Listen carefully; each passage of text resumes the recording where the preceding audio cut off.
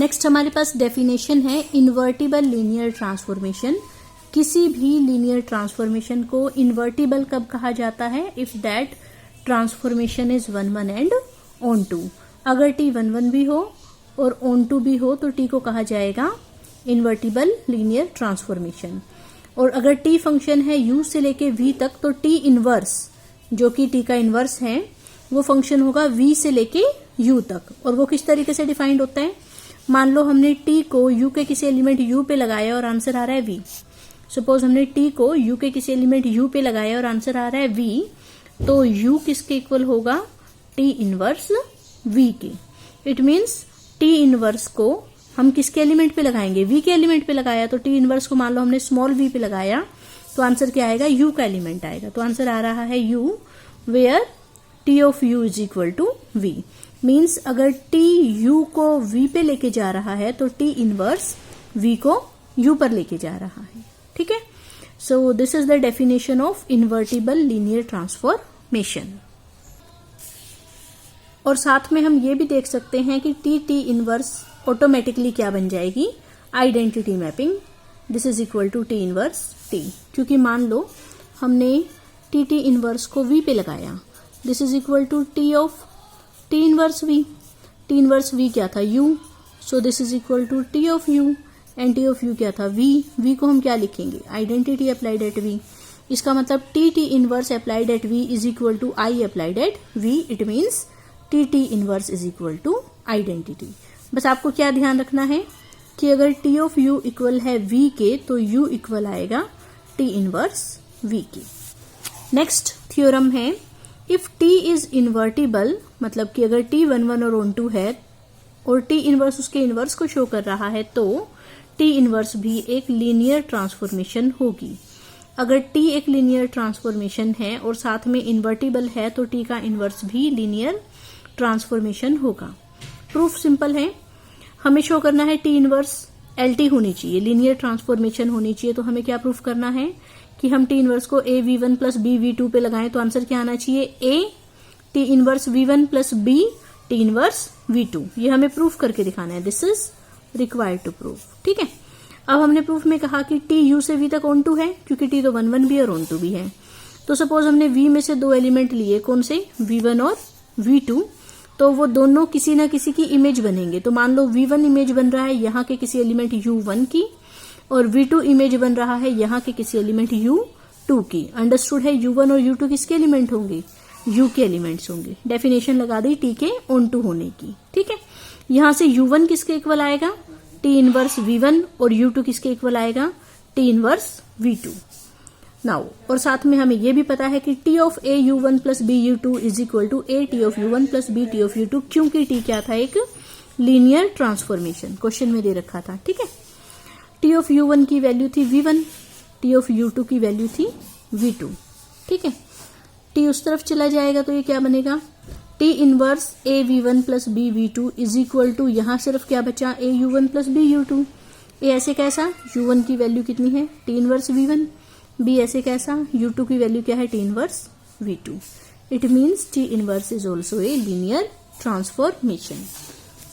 Next theorem है अगर t1 और t2 दोनों इन्वर्टिबल हैं तो उनकी कंपोजिशन भी इन्वर्टिबल आएगी। मीन्स अगर t1 t2 दोनों 1 1 है तो उनकी कंपोजिशन भी 1 1 आएगी।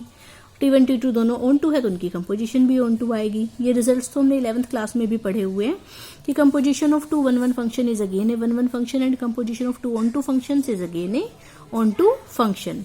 और ये हम पहले पढ़ चुके हैं कि composition of two linear transformation is again a linear transformation. ठीक है, दूसरी चीज हमें प्रूफ करनी है t2 t1 inverse is equal to t1 inverse t2 inverse. वो हम यहां से देख लेते हैं।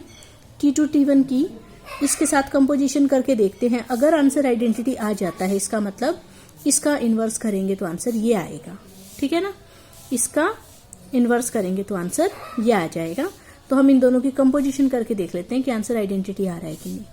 देखो इसमें क्या होगा, पहले t2 बाहर हुआ, ये कंबाइंड हो गया, t1 t1 इनवर्स और t2 इनवर्स बाहर रह गया। ये कितना हो गया? Identity.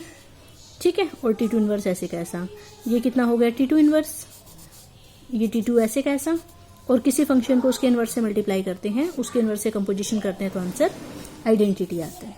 It means T2 T1 की इस फंक्शन के साथ कंपोजिशन करने पर आंसर आइडेंटिटी आ रहा है, तो इसका इन्वर्स करेंगे तो ये आंसर आएगा। ठीक है, यही हमें शो करना था। नेक्स्ट रिजल्ट है, अगर T1 U से V तक और T2 V से W तक दो लीनियर ट्रांसफॉर्मेशन है, then rank of T2 T1 should be less than equal to rank of T2। और ये इक्वल कब आएंगी? If T1 is invertible. Normally ये इससे कम होता है, लेकिन इक्वालिटी भी आ जाएगी अगर T1 इन्वर्टिबल हो तो। नाउ T2 T1 फंक्शन कहां से कहां तक होगा? U से लेके W तक, क्योंकि U से V तक T1 है और V से W तक T2 है, तो U से W तक क्या होगा? T2 composition T1। ठीक है, this is a function from U to W defined by, इसको हमने U के किसी एलिमेंट U पे लगाया, आंसर क्या होता है? T2 बाहर रह जाता है, T1 अप्लाई हो जाता है U के ऊपर। ठीक, रो T1 रो T2 किसको शो करते हैं? Dimension of range space of T1। This is dimension of range space of T2, ये यहां बता दिया। Now range space of T2 T1, T2 T1 से लिखते थे, इसका मतलब क्या होता था? T2 T1 applied at domain, domain इसकी U है, this is equal to T2 और ये कंबाइंड होके बन गया T1 U। Now T1 function कहां से कहां तक है? U से लेके V तक, तो अंडरस्टूड है T1 U किसका सबसेट होगा? V का। ठीक है, तो T1 U सबसेट है V का, T2 ऐसे का ऐसा, और T2 V का मतलब है RT2, क्योंकि T2 फंक्शन कहां से कहां तक था? V से लेके W तक। ठीक है, V से लेके W तक, तो T2 V का मतलब है range of T2, so this is RT2।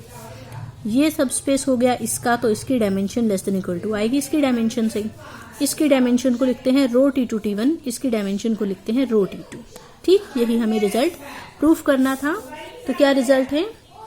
Row T2 T1 या rank of T2 T1 is less than equal to rank of T2। T2 मतलब कि जो लेफ्ट साइड वाला था। नेक्स्ट क्या था? अगर T1 इन्वर्टिबल हो तो हमें इनकी इक्वालिटी दिखानी है। ठीक है, T1 इन्वर्टिबल है, इसका मतलब T1 का इन्वर्स एग्जिस्ट करता है।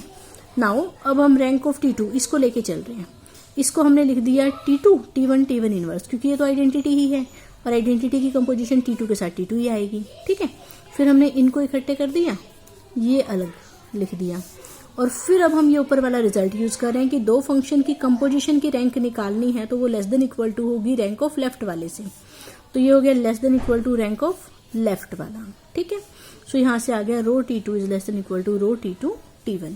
ये इससे कम था, ये इससे कम है, तो इक्वालिटी आ गई। कब आई? If T1 is invertible. अब हमारे पास एग्जांपल्स हैं। मान लो T R3 से R3 तक एक लीनियर ऑपरेटर दे रखा है, तो इस तरीके से वो डिफाइंड है। हमें शो करना है ये इन्वर्टिबल है, मतलब कि T को हमें 1 1 दिखाना है और ऑन 2 दिखाना है, और फिर T का इन्वर्स निकाल कर दिखाना है कि वो किस तरीके से डिफाइंड होगा। ठीक है, 1 1 कैसे दिखाते हैं? हम मान के चलते हैं let T of U1 is equal to T of U2, जिसमें U1 और U2 किसके? डोमेन के एलिमेंट्स होते हैं, और हमें आखिरी में प्रूफ करके दिखाना है U1 is equal to U2। बस T ऑफ U1 देखो हमने डोमेन का एलिमेंट लिया तो 3 ट्यूपल होगा, U2 भी हमने R3 में से लिया तो 3 ट्यूपल होगा। U1 की वैल्यू पुट की, U2 की वैल्यू पुट करी, फिर T ऑफ दिस यहां से आप वैल्यू पुट कर दो, T of X1 Y1 Z1 की ये आ गई, और T of X2 Y2 Z2 की ये आ गई। यहाँ से फर्स्ट कोऑर्डिनेट फर्स्ट के इक्वल आ जाएगा, सेकंड कोऑर्डिनेट सेकंड के, थर्ड के, और उसको सॉल्व किया तो हमारे पास आ गया X1 इक्वल है X2 के, Y1 इक्वल है Y2 के, Z1 इक्वल है Z2 के। मतलब कि फर्स्ट कोऑर्डिनेट फर्स्ट के इक्वल, सेकंड के, थर्ड के, it means U1 is equal to U2। ठीक है, so this implies T is 1 1 function. Onto कैसे करते हैं? ऑन टू के लिए हम यहां से एक एलिमेंट लेके चलते हैं और हमें ये बताना है कि वो किसकी इमेज बन रहा है, यहाँ के किस एलिमेंट की इमेज बन रहा है। तो यहां से एक एलिमेंट हमने लिया, मान लो XYZ, 3 ट्यूपल XYZ हमने राइट हैंड साइड से उठाया। फिर हमने मान लिया कि सपोज वो लेफ्ट हैंड साइड से RST 3 ट्यूपल की इमेज बन रहा है, और हमें सॉल्व करके RS और T की वैल्यूज निकालनी है। ठीक है, फिर हमने T ऑफ RST की वैल्यू पुट कर दी, क्वेश्चन में दे रखी थी। यहां से ये इक्वल आ गया X के, नेक्स्ट इक्वल आ गया Y के, नेक्स्ट इक्वल आ गया Z के। ठीक है, इनको सॉल्व करके R, S और T की वैल्यूज आ गई, बिल्कुल आराम से निकल जाती हैं ये। ठीक है, सो X, Y और Z तीनों रियल नंबर थे, R, S और T भी उन्हीं का कॉम्बिनेशन है, तो वो भी रियल नंबर्स हैं, और ये तीनों रियल नंबर है, तो इनका 3 ट्यूपल कहाँ बिलोंग करेगा? R³ में। तो हमने ये प्रूफ करके दिखा दिया कि अगर हम राइट हैंड साइड से 3 ट्यूपल XYZ ले रहे हैं, तो वो लेफ्ट हैंड साइड के RST थ्री ट्यूपल की इमेज बनेगा जिसमें r की वैल्यू ये है, s की वैल्यू ये है और t की वैल्यू ये है। इसका मतलब x y z इस एलिमेंट की इमेज बन रहा है। तो t11 भी हो गया और on2 भी हो गया, और जब हमें इनवर्स निकालना है तो ये t उधर चला जाएगा। तो यहाँ से हमारे पास आ जाएगा x plus y by two comma z comma x minus divided by two, this is equal to T inverse x y z. इसका मतलब जब हम टी इनवर्स को किसी थ्री ट्यूपल पे लगाएंगे तो वो इस तरीके से डिफाइंड होगा। ठीक है, सेकंड एग्जांपल बिल्कुल सेम यही है। टी डिफाइंड कर रखा है और हमें शो करना है कि ये इन्वर्टिबल मतलब 1 1 on 2 होना चाहिए, और टी इनवर्स किस तरीके से डिफाइंड है हमें वो बताना है। तो ये आप खुद से देख लेना।